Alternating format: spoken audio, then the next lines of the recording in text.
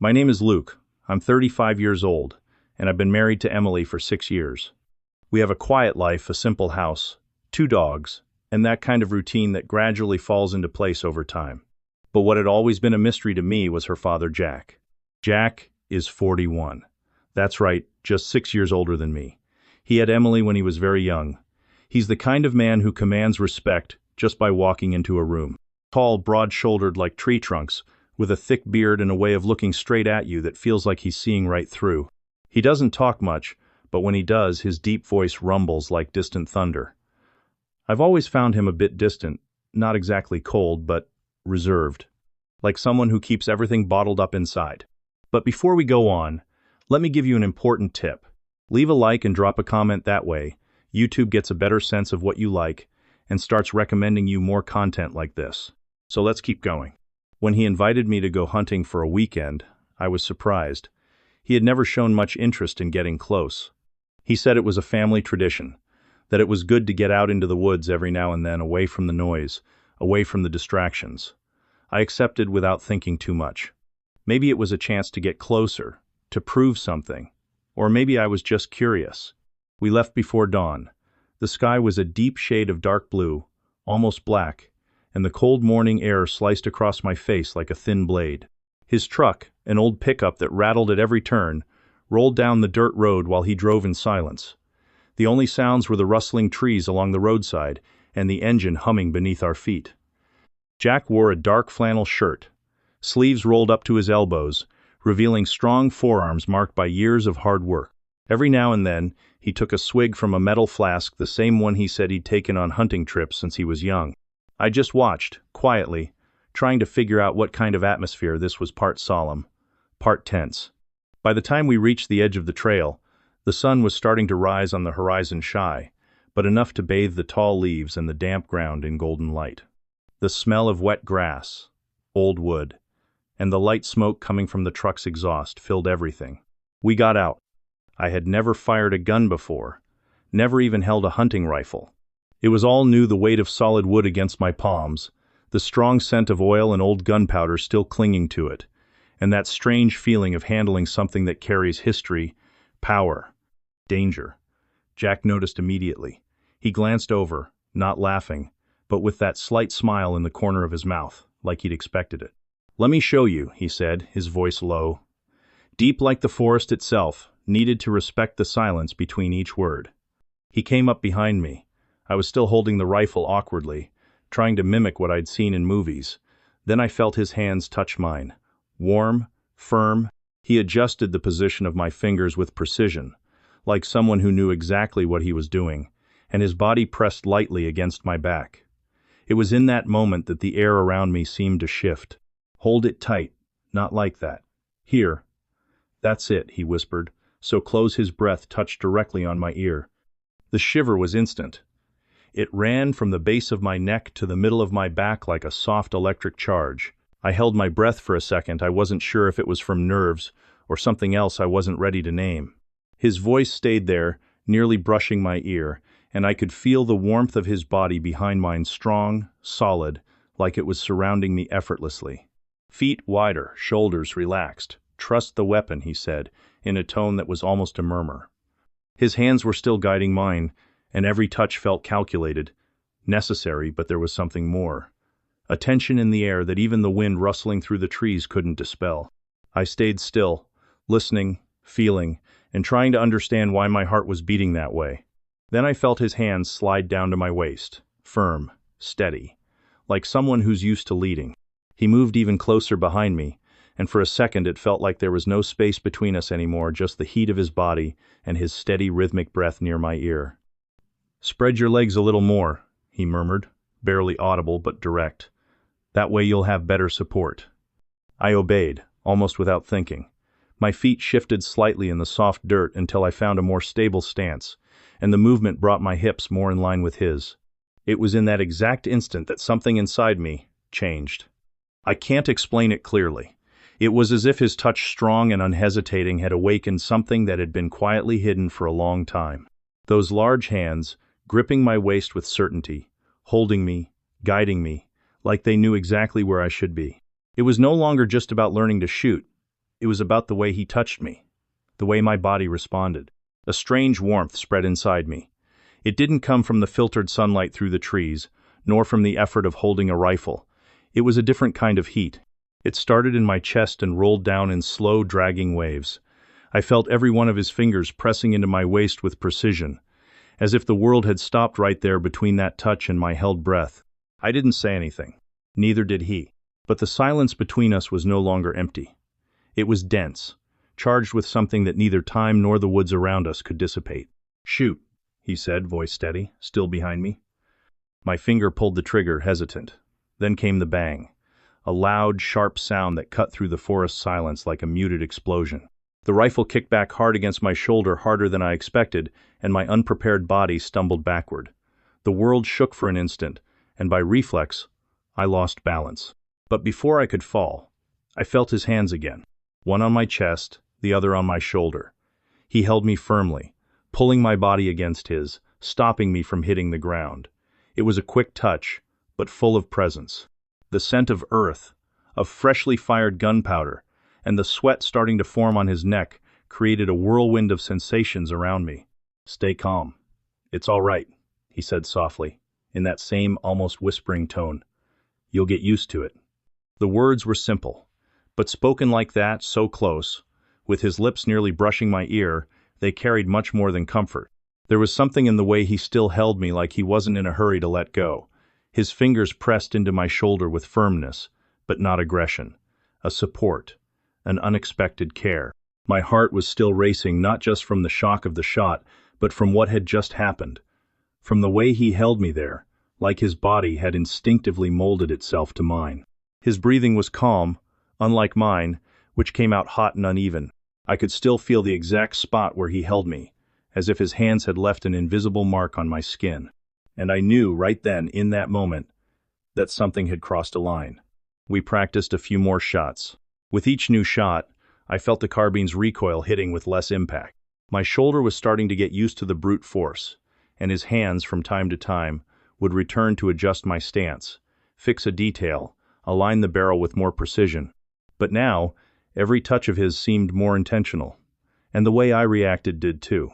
He watched me closely, didn't say much, just murmured a better or "that's it" in his husky voice, while the sun climbed the sky, casting golden beams between the branches. The smell of gunpowder mixed with sweat, the wood of the carbine, and the heat of the forest formed a dense, almost hypnotic atmosphere. After a while, Jack lowered his gun and grabbed the canteen. He took a long sip and offered it to me. I drank too, tasting the metallic water mixed with the heat of the moment. He looked at me quickly, almost sideways, and said, "You're getting the hang of it." Coming from him, it felt like more than a compliment. It was almost recognition, as if, little by little, he was accepting me. Or maybe something more than that. We put away our guns and followed the trail. The ground was packed dirt, with dry leaves crunching under our feet. The tall grass gradually closed in around the path, and the sound of birds blended with the rustle of leaves pushed by the breeze. The sun now filtered more strongly through the trees, painting our faces with light and shadow. With each step, I felt his presence beside me, solid, constant. Even when he said nothing, it was as if his body spoke, as if the silence between us carried more meaning than any conversation. I walked a little behind, watching the way he moved. The steady sway of his shoulders, how he pushed branches aside with his hand, and the way the sweat slid slowly down his neck and disappeared into his shirt collar. The heat out there had changed, and even though we came to hunt, I knew something very different was being aimed at. Hours passed and the hunt led nowhere. No sign of animals nearby, no movement in the foliage beyond the birds and our own footsteps. The sun was high in the sky, heavy, burning the skin, and making the air still and dense. The heat stuck the shirt to the body, sweat trailing down the neck, the back, until it disappeared into the waistband. That's when, in the middle of the trail, we heard the sound of running water. A river, narrow with a gentle current, cutting through the brush like a vein in the forest. Jack looked at me with that crooked, cocky smile, like he was about to suggest something mischievous. "Let's take a dip," he said, not even waiting for an answer. I didn't think twice. I was sweaty, exhausted, and the idea of plunging into cold water felt like pure relief. We leaned our carbines carefully against a dry log and began undressing right there under the tree's shade. We were down to our underwear, and we got in. The water was colder than I expected, and the contrast with my warm body made my chest contract in a sudden shiver. But slowly, it began washing away the sweat, the tension, and that charged energy from earlier in the day. I dove once, just to adjust. When I came up, tossing my wet hair back, I saw him. Jack was already in the water, his underwear clinging to his body, outlining every curve, every muscle. His broad chest splashed with river droplets, shoulders glistening under the sunlight filtered through the leaves. His defined abs, his firm hips, and the bulge. The soaked fabric clung like a second skin, leaving little to the imagination. My stomach flipped instantly. The sight of him like that, so raw, so close, hit me hard. I didn't expect it, and even if I had, I wouldn't have been ready. He was beautiful. All of him. From his feet to his eyes, with that look that knew exactly the effect it had, and didn't rush to hide it. My body reacted before my mind. My mouth went dry, even with water all around. My heart beat faster, harder, like something was about to spiral out of control. And for a moment, I completely forgot about the hunt. There, in that hidden river, with Jack in front of me, the forest went silent. There was only us. I stepped a bit deeper in. The current was light, but the riverbed was tricky, full of smooth rocks covered in moss. Sunlight reflected off the water's surface, creating dancing sparkles that blurred my vision. I got distracted for a second, looking at him, and that's when my foot slipped on a rounded, slippery stone hidden beneath the mud. My body lost balance in an instant. The world spun in a fraction of a second, but before I could fall hard into the water, I felt his hands again. Firm, urgent. Jack caught me by the waist, pulling me tightly against him. My chest pressed against his, and our legs touched beneath the water. The impact of my body against his sent splashes flying, and for a second we stood there stuck together, completely pressed against one another. His breath brushed my face again. We were so close I could see every water droplet trailing down his chin, the wet shine on his lips, his eyelashes heavy with water. The world seemed frozen in that moment, as if even the river had paused to watch. "Careful," he said, his voice low, husky, almost a whisper. "These rocks are tricky." I couldn't respond. My eyes were locked on his, and his were locked on mine. There was something there.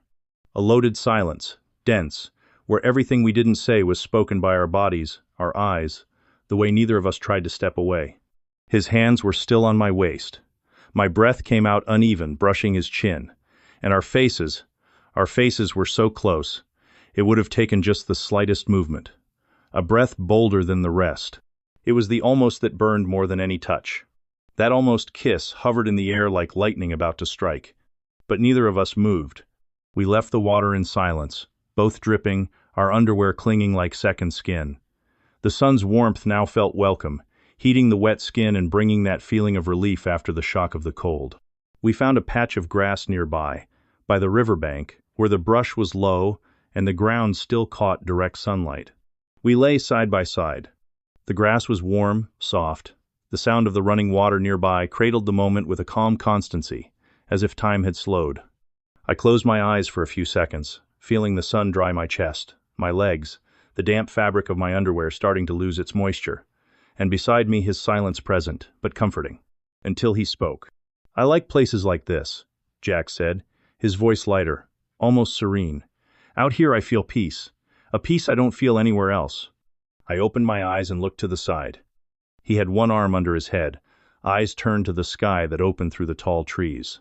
His chest rose and fell slowly, and a drop of water slid down his abdomen, disappearing into the waistband of his underwear. The sunlight drew golden lines over his muscles, and his body looked sculpted from the earth itself, far from everything. No noise, no people pressuring you, no one watching.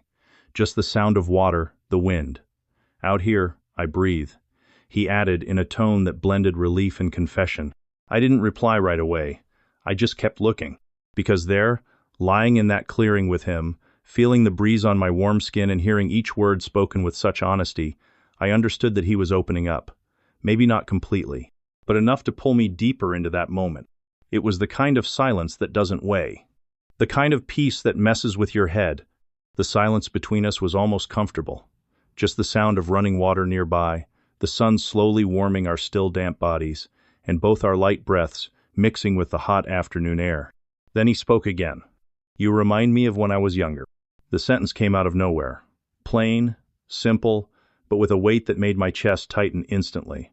I slowly turned my face, caught his gaze lost in the leaves above. "Oh yeah?" I asked, trying to keep the tone light, but sensing something deeper behind those words. "What is it, about me, that reminds you?" He took his time to respond, blinked slowly, like he was reliving something very old. Then he turned his eyes to me, and there was a different kind of truth inside them. "When I was in school, I was with a guy once, a friend. It was quick, hidden, no one knew. I didn't even really know what I was feeling. But it happened, and it was real." He paused for a moment. The air between us felt heavier. His breathing grew a little deeper. "I've never told anyone that. Not even really admitted it to myself. I buried it. Pretended it was nothing. Moved on, got married, became a dad, became the man everyone expected me to be. But sometimes, man, sometimes I still remember. I still think about it, and I feel confused." He said it without looking away, like he was tired of holding it in, like for the first time he was letting the truth slip out. And there, with my skin still warm from the sun, our bodies almost touching on the grass, clothes still damp against our skin, I realized that memory of his wasn't just in the past. "Is it because I remind you of him?" I asked, unable to hold back. He took a deep breath, his eyes still on mine but softer now, almost surrendered. "I'm not sure," he replied, voice low. "I think it's your smile, your eyes, the way you look at me." And he was handsome. "Like you."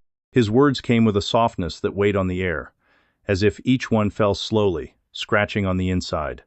My face flushed instantly, more from the impact than the sun still hitting us. "You're making me shy," I said, trying to mask it with a timid smile, but my voice came out strained, stuck in my throat. Jack turned his face slightly, chuckled through his nose, then looked at me again, serious. "I get shy too," he said. "That's why. Sometimes I avoid getting too close to you." That part hit me. I felt a strange chill in my stomach. "I don't want to confuse things," he continued, his tone now tenser, like he was confessing something he'd held in for too long. I turned slightly toward him, curious, my heart racing. "Confuse? How?" He hesitated, ran his wet hand over his face, looked away for a second, like he needed courage to answer. Then he spoke. "I have a different kind of feeling for you, Luke," he said, eyes locked on mine. "And I feel like, if I stay close to you, if we keep going like this, I'll end up crossing a line. And I don't know if there's a way back after that." My chest tightened. My breath caught halfway. Because he didn't speak with doubt. He spoke with truth, with fear and desire.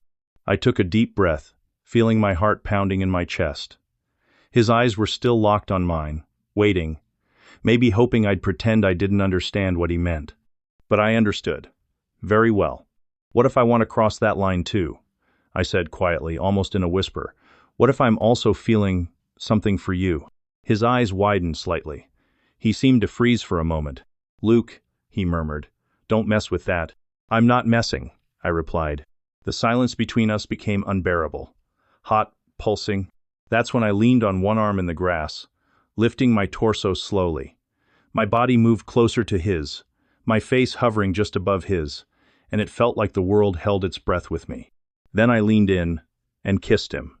His lips were warm, damp from the sun and the water, and at first, it took him half a second to react, but when he did, it was like a dam had broken.